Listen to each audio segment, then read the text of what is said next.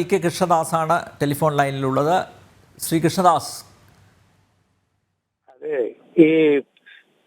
അതായത് ഈ നരേന്ദ്രമോദിയുടെ ഗുരുവായൂർ സന്ദർശനത്തോടനുബന്ധിച്ച് നടക്കുന്ന അടിസ്ഥാനരഹിതമായ ആരോപണങ്ങൾ ഒരു കാര്യം വ്യക്തമാക്കുന്നത്, ഈ നരേന്ദ്രമോദിജിയുടെ കേരള സന്ദർശനം, അത് ഗുരുവായൂർ ആയാലും അത് തൃശ്ശൂരായാലും കേരളത്തിന്റെ ഏത് സ്ഥലത്തായാലും അത് ആരെയിലെയോ ഭയപ്പെടുത്തുന്നു എന്നുള്ളതാണ്.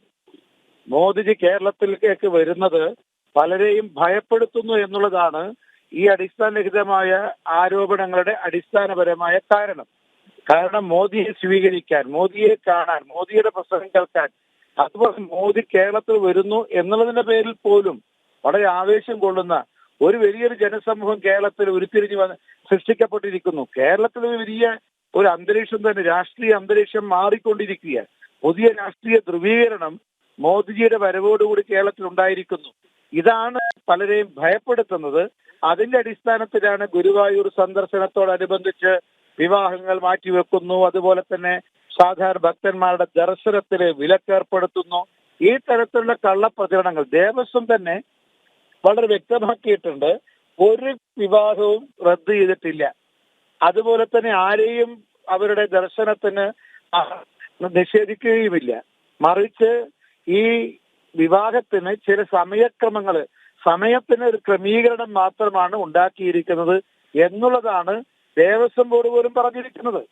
അതുകൊണ്ട് നമ്മൾ മുഖവിലക്കെടുക്കേണ്ട ആവശ്യമില്ല.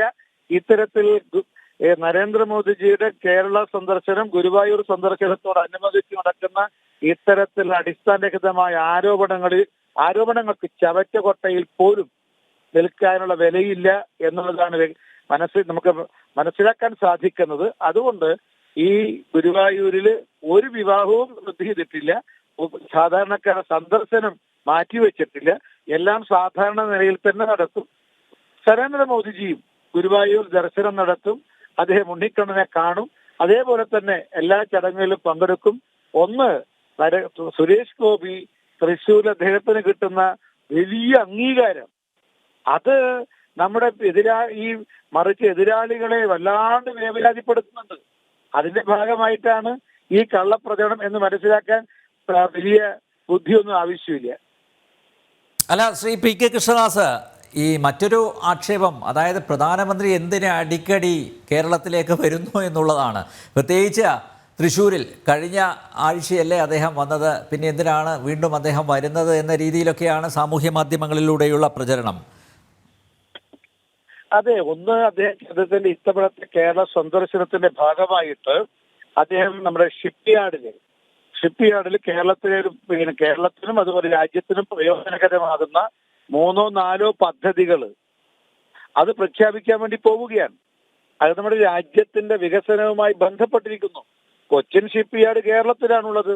അതുകൊണ്ട് സ്വാഭാവികമായിട്ടും ഈ ഷിപ്പ്യാർഡുമായി അനുബന്ധിച്ച് കപ്പൽ നിർമ്മാണശാലയുമായി ബന്ധപ്പെട്ട പ്രൊജക്ടുകൾ സ്വാഭാവികമായിട്ടും എറണാകുളത്ത് തന്നെയാണ് പ്രഖ്യാപിക്കപ്പെടേണ്ടത്.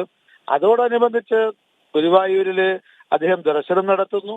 അതേപോലെ തന്നെ അവിടെ ഒരു സമൂഹ വിവാഹം നടക്കുന്നു, സുരേഷ് ഗോപിയുടെ മകളുടെ വിവാഹം നടക്കുന്നു. സ്വാഭാവികമായിട്ട് അതിനെന്താ തെറ്റ്?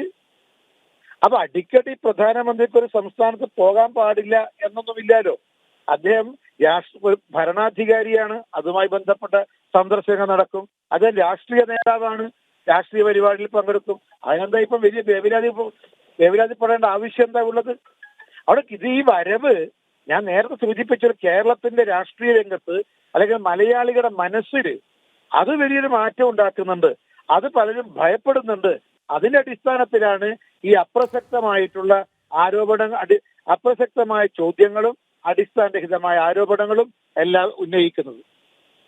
തീർച്ചയായും വളരെയധികം നന്ദി ശ്രീ പി കെ കൃഷ്ണദാസ്. പ്രതികരിച്ചതിന് താങ്കൾ കൃത്യമായി വ്യക്തമായി കാര്യങ്ങളൊക്കെ വിശദീകരിച്ചിരിക്കുന്നു. പ്രധാനമന്ത്രിയുടെ സാന്നിധ്യം ഭയക്കുന്ന ഒരു വിഭാഗം ഉണ്ട്. അവർ തന്നെയാണ് ഇത്തരത്തിലുള്ള കള്ളപ്രചരണത്തിന് പിന്നിൽ. BJP ദേശീയ നേതാവ് പി കെ കൃഷ്ണദാസാണ് പ്രതികരിച്ചത്.